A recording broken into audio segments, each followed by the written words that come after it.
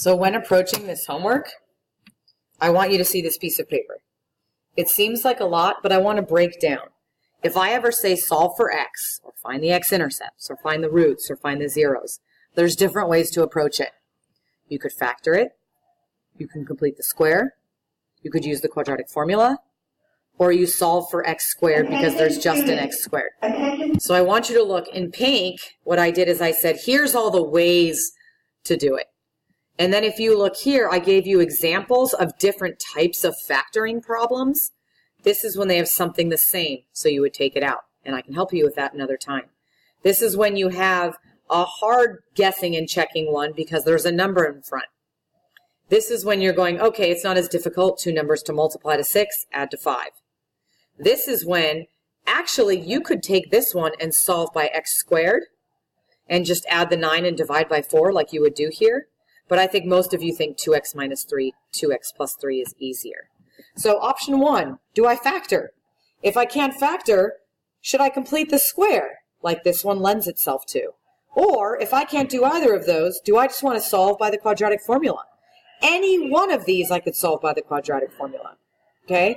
I could even solve this one by the quadratic formula if I make A3, B0, and C5. Another way is I just have an x squared like both of these, and this is when I would do a square root. So in each one of these, I'm going to look at this paper and decide what to do.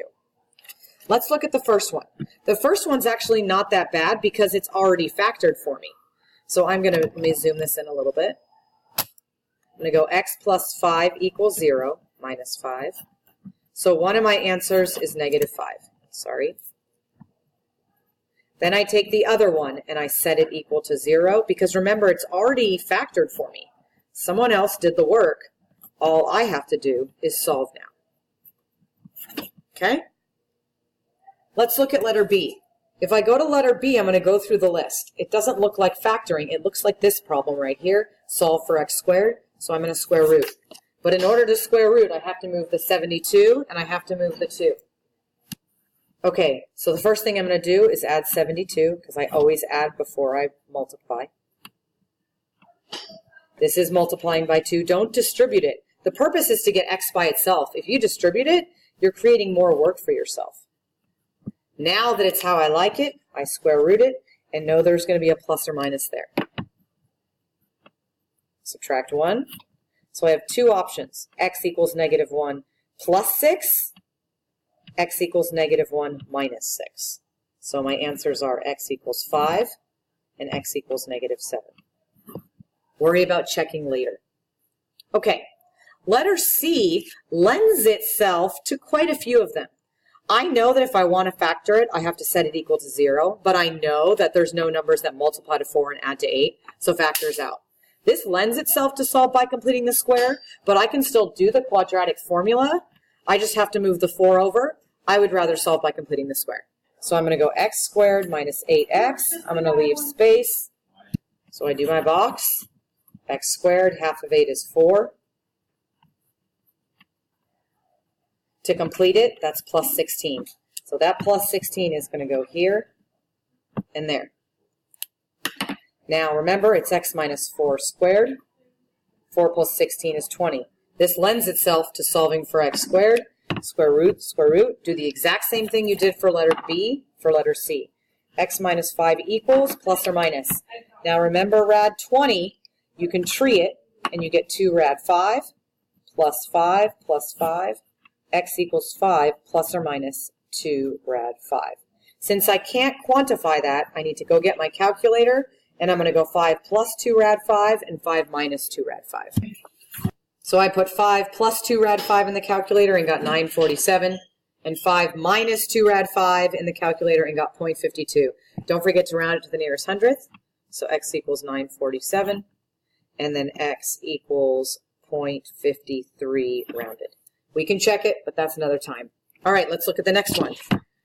When I look at that one, that looks really difficult to factor, so I just don't even want to. Completing the square, there's a number in front. It lends itself to the quadratic formula, so that's what I'm going to do. So identify your A, B, and C. A, B, C. So I'm going to go negative b plus or minus the square root of b squared, I don't do the negative because it's going to square and turn positive, times a times c, all divided by 2 times a. Remember, my issue is this, so I'm going to take care of that first. So it's the square root of 4. A negative and a negative make a positive. 4 times 4 is 16, times 9 is 144. Square root of 148 plus or minus 2 over 8. Now I'm going to tree 148 because I do not know that offhand. So 274, 237, and then I know 37 is prime. So this is rewritten as 2 plus or minus 2 rad 37 over 8.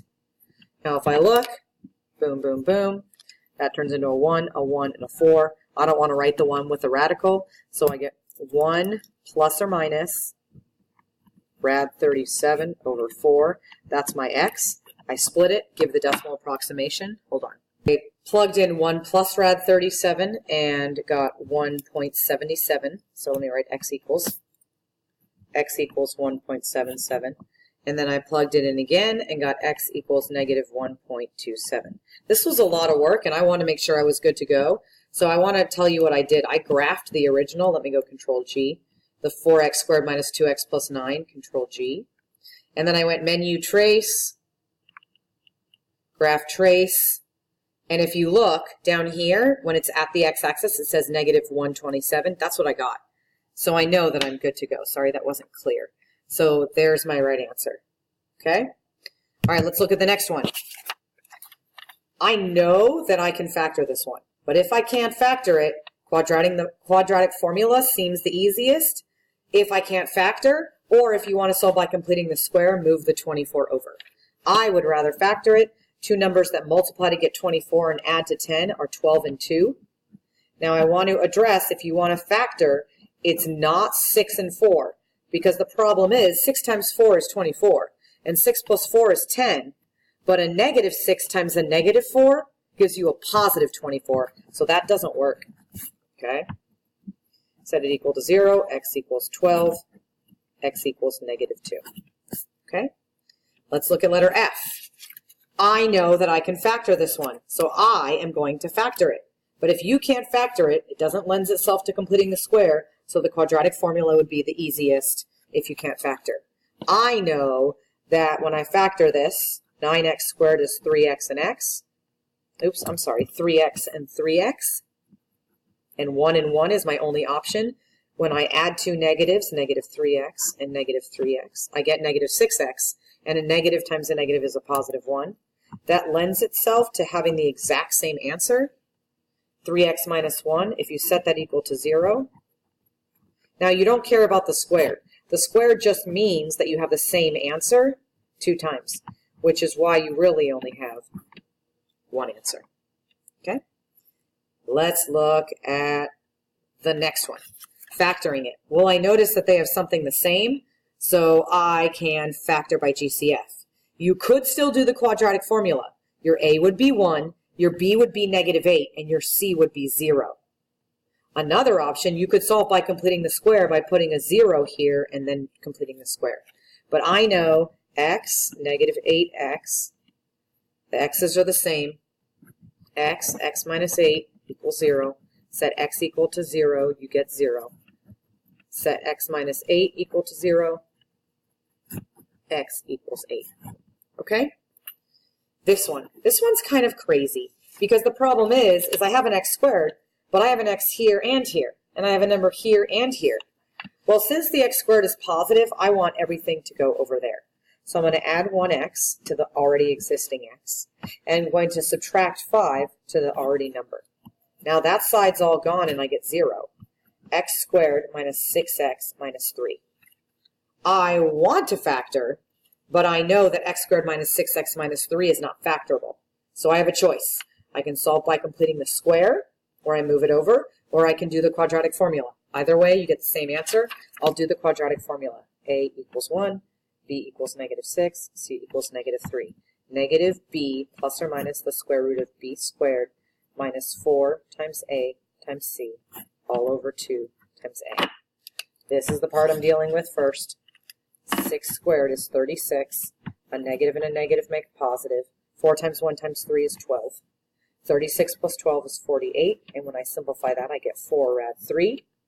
Then a negative and a negative make a positive. 2 times 1 is 2. I notice they all divide by 2. 3, 2, 1. So my simplified answer is x equals 3 plus or minus 2 rad 3. You know I'm going to split it in the calculator. 3 plus 2 rad 3, 3 minus 2 rad 3. So I'll do that really quickly on the calculator. Okay, maybe not quickly. So 3 plus 2 rad 3, and I get 646. And then I go up, up, enter, change the plus to a minus, and I get negative 46 cents. If I want to, which I don't have time, I can graph it in the calculator and make sure I'm good to go. All right, last question. Factoring. I feel like I can't factor that one. I'm pretty sure I can't, so I can't solve by completing the square, so I'm going to do the quadratic formula. Negative b plus or minus the square root of b squared minus 4 times a times c, all divided by 2 times a. I'm going to take care of this first. Same thing as before. Square root of 36. A negative and a negative make a positive. 4 times 3 is 12. Times 8 is 96. 36 plus 36 is 132. I'm going to tree it to 66, 233, 311.